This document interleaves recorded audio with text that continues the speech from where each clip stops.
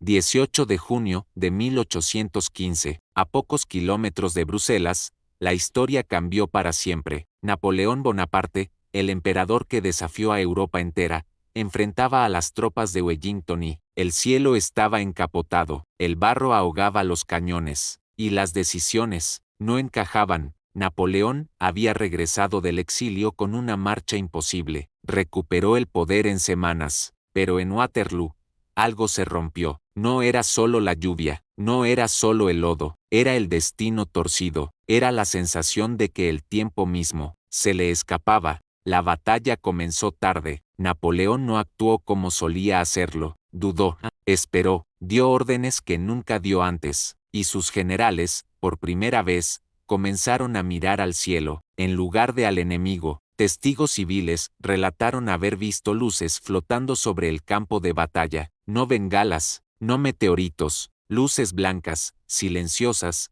que se desplazaban entre las colinas. Algunas se detenían en el aire, otras desaparecían de golpe. Un granjero belga escribió en su diario: vi una estrella quieta sobre la granja de Hougoumont, no parpadeaba, no se movía, y luego, simplemente se desvaneció. Su testimonio fue ignorado, pero otros campesinos describieron lo mismo: luces suspendidas, movimiento sin explicación. En plena batalla, oficiales franceses hablaron de nieblas que no eran naturales, cortinas de bruma que aparecían y cubrían zonas específicas. La visibilidad se perdía, y cuando se disipaban, las tropas enemigas estaban en otro lugar. Napoleón era maestro de la estrategia, calculador, implacable, pero ese día se comportó de forma errática, postergó ataques, ignoró informes, subestimó a Wellington, como si no pudiera ver el conjunto, como si algo le nublara la mente. El general Ney cargó con caballería sin apoyo de infantería. Fue una masacre, y Napoleón no lo detuvo. Grouchy,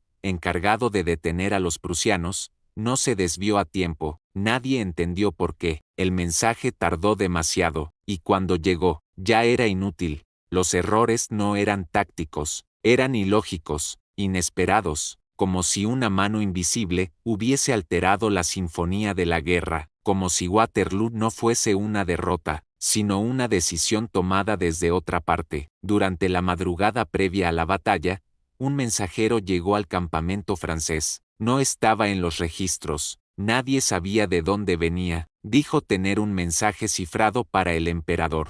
Fue llevado ante un oficial, nadie volvió a verlo, pero ese mismo oficial, según rumores, discutió con Napoleón en voz alta. Se habló de códigos viejos, de las señales que no llegaron, de un movimiento que debía evitarse. Esa noche, las velas del pabellón de mando ardieron hasta el amanecer.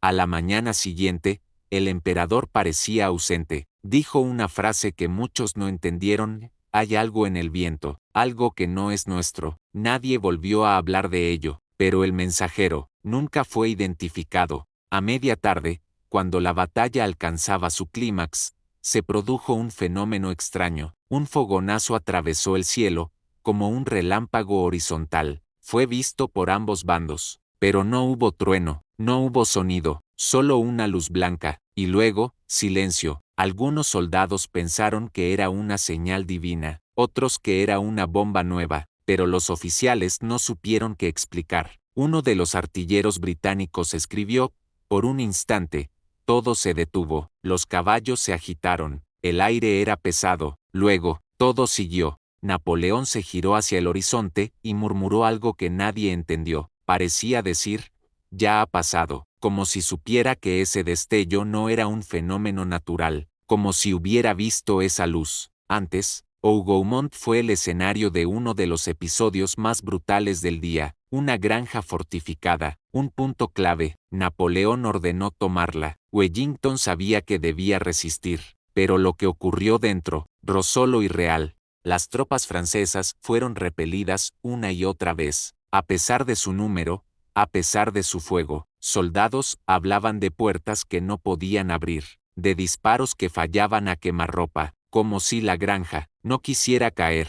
Uno de los granaderos dijo haber sentido una presencia tras los muros, algo que no era humano, algo que caminaba entre el humo y no dejaba huellas. Se burlaron de él, pero después de la batalla, nadie quiso volver a entrar solo. Durante más de una hora, las líneas francesas no pudieron ver el flanco derecho aliado. El humo era espeso, pero parecía mantenerse solo allí. Los mapas eran claros, las posiciones, conocidas, pero la niebla los envolvía con precisión milimétrica. Los cartógrafos de campaña no entendían por qué esa zona no se despejaba. El viento soplaba, pero el humo no se movía, parecía detenido, como un velo, como una barrera, y detrás de él, el enemigo maniobraba. Esa niebla hizo que varios batallones franceses se desorientaran, avanzaron por donde no debían, fueron rodeados, y cuando el humo desapareció, la línea estaba rota, y Napoleón, por primera vez, se quedó sin plan. Alrededor de las 5 de la tarde,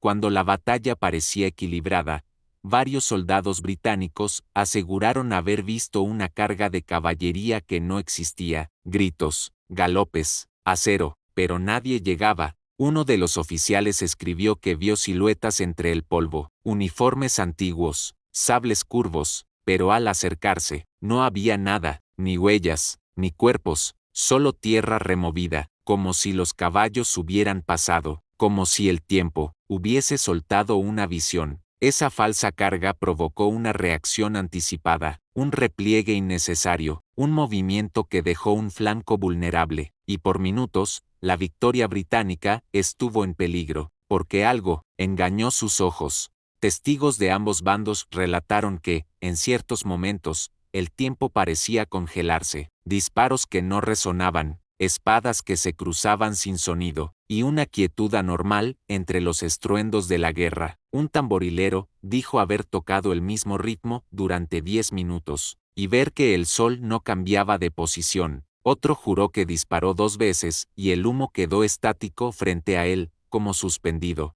No era sugestión, eran múltiples testimonios, fragmentos de una batalla donde el tiempo, por instantes, no avanzaba, como si alguien lo sostuviera, como si la historia estuviese decidiendo si continuar. La llegada del ejército prusiano fue decisiva, pero también inexplicablemente puntual. Las condiciones del terreno eran pésimas, el barro frenaba incluso a los caballos, y sin embargo, avanzaron como si supieran exactamente por dónde. Los franceses no esperaban ese movimiento, no a esa hora, no en esa posición. Algunos creen que Grouchy fue engañado, que los mensajes se desviaron, que alguien desvió la historia desde la retaguardia. Cuando los prusianos llegaron, la moral francesa se quebró. Napoleón miró hacia el este y comprendió que el día estaba perdido, pero algo en su rostro no era rabia, era resignación, como si hubiese sabido que todo estaba escrito, y que él solo era el actor final.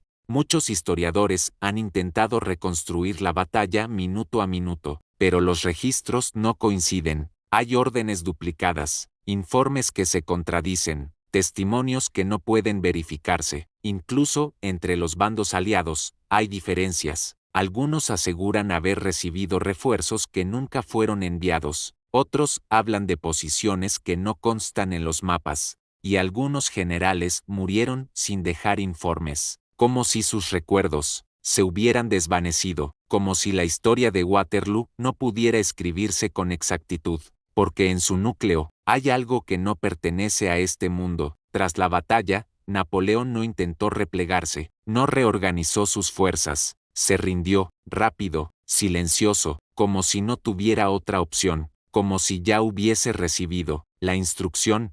Un oficial de confianza aseguró haber oído una conversación privada. En ella, el emperador dijo, esto debía pasar, no nos pertenece, nos usaron, y nos soltaron. Nadie comprendió sus palabras, pero nunca volvió a alzar la voz. Fue enviado a Santa Elena, lejos de todo, rodeado de mar, y cada noche, miraba el cielo, sin hablar, como si esperara una última señal, como si alguien aún lo vigilara. Hoy, el campo de Waterloo es tranquilo, pero no del todo. Algunos visitantes han reportado escuchar ecos, gritos, galopes. Otros han visto luces flotando al anochecer, fotografías borrosas, rostros que no estaban allí. Investigadores de lo paranormal han captado campos electromagnéticos anómalos, zonas donde la brújula falla, donde los relojes se detienen, donde las cámaras no graban, y los más sensibles aseguran sentir una presencia, algo que permanece, algo que observa, porque quizá